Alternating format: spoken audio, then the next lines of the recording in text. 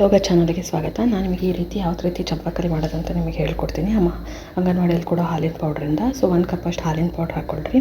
So 1/4 ಭಾಗದಷ್ಟು ಸಕ್ಕರೆ ಹಾಕ್ಕೊಳ್ರಿ. ಅದಾದಮೇಲೆ ಯಾಕಂದರೆ ಹಾಲಿನ ಪೌಡ್ರಲ್ಲೇ ಸಕ್ಕರೆ ಇರುತ್ತೆ, ನೀವು ಸ್ವಲ್ಪ ಹಾಕ್ಕೊಂಡ್ರೆ ನಡೆಯುತ್ತೆ. ಅದಾದಮೇಲೆ 1 ಕಪ್ ಅಳತೆಯಷ್ಟು ಹಾಲು ಹಾಕ್ಕೊಳ್ರಿ. ಅದನ್ನು ಚೆನ್ನಾಗಿ ಈ ರೀತಿ ಸ್ಟರ್ ಮಾಡಿಕೊಡ್ತಾ ಬರ್ರಿ. ನೋಡಿರಿ, ಈ ರೀತಿ ಅದನ್ನು ಚೆನ್ನಾಗಿ ಮಿಕ್ಸ್ ಮಾಡಿಕೊಡ್ರಿ. ಹಾಲು ಅಷ್ಟು ಡ್ರೈ ಆಗಬೇಕು, ಅಲ್ಲಿ ತನಕ ಅದನ್ನು ಚೆನ್ನಾಗಿ ಮಿಕ್ಸ್ ಮಾಡಿರಿ. ನೋಡಿರಿ, ಈ ರೀತಿ ಅದನ್ನು ಚೆನ್ನಾಗಿ ಮಿಕ್ಸ್ ಮಾಡಿಕೊಂಡು ಈ ರೀತಿ ಸ್ವಲ್ಪ ಗಟ್ಟಿ ಆಗುತ್ತೆ.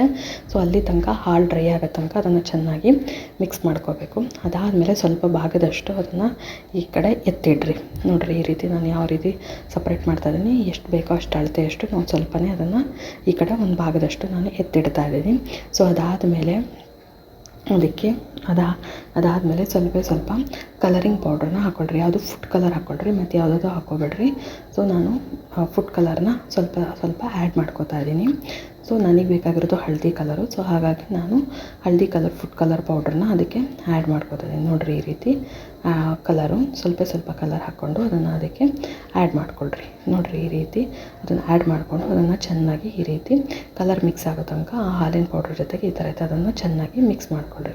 ಸೊ ನೋಡಿರಿ, ಈ ರೀತಿ ಕಲರ್ ರೆಡಿ ಆಯಿತು. ಅದಾದಮೇಲೆ ಈ ರೀತಿ ಅದನ್ನು ಮೂರನ್ನು ಈ ಥರ ಒಳ್ಳೆ ರೀತಿ ಇದನ್ನು ಸಪ್ರೇಟಾಗಿ ಮಾಡ್ಕೊಳ್ರಿ. ಸೊ ನೋಡಿರಿ, ಈ ರೀತಿ ಇದನ್ನು ಸಪ್ರೇಟಾಗಿ ಈ ರೀತಿ ನಾನು ಮಾಡ್ಕೊಂಡಿದ್ದೀನಿ. ಅದನ್ನು ಹಳದಿ ಕಲರ್ನು ಈ ರೀತಿ ಎಲ್ಲ ಉತ್ಕೊಂಡಿದ್ದೀನಿ. ಇದನ್ನು ಈ ರೀತಿ ಮಾಡಿಕೊಂಡು ಮೂರನ್ನು ಈ ರೀತಿ ಮೇಲ್ಗಡೆ ಇಟ್ಕೊಂಡು ನೋಡಿರಿ, ಇದನ್ನು ಈ ರೀತಿ ಹಿಂಗೆ ನೀಟಾಗಿ ಇಟ್ಕೋಬೇಕು. ಇದನ್ನು ತಿನ್ನೋಕ್ಕೆ ತುಂಬ ಟೇಸ್ಟಿಯಾಗಿ ತುಂಬ ಚೆನ್ನಾಗೇ ಇರುತ್ತೆ.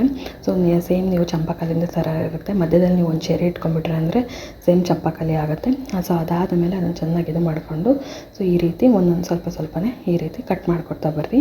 ಸೊ ನೋಡಿರಿ, ಈ ಥರದ್ದು ಕಟ್ ಮಾಡಿಕೊಂಡ್ರೆ ಈ ಥರ ಇದನ್ನು ಡಬಲ್ ಸೈಡ್ ಸ್ವೀಟ್ ಅನ್ನೂ ಕರಿಬೋದು, ಅಥವಾ ಈ ರೀತಿ ಅದನ್ನು ಚಂಪಾಕಲಿ ಅಂತ ಕೂಡ ಕರಿಬೋದು. ನನ್ನ ಚಾನಲ್ನ ಸಬ್ಸ್ಕ್ರೈಬ್ ಮಾಡಿ ಮತ್ತು ಲೈಕ್ ಮಾಡಿ ಮತ್ತು ಕಮೆಂಟ್ ಮಾಡಿರಿ. ಅಥವಾ ಈ ಸ್ವೀಟಿಗೆ ಬೇರೆ ಏನಾರು ಹೆಸರು ಇಡ್ಬೋದು ಅಂದರೆ ನೀವು ಕೂಡ ಇದನ್ನು ಸಜೆಸ್ಟ್ ಮಾಡ್ಬೋದು. ನಾನು ಆ ಹೆಸರನ್ನೇ ಇದಕ್ಕೆ ಇಡ್ತೀನಿ.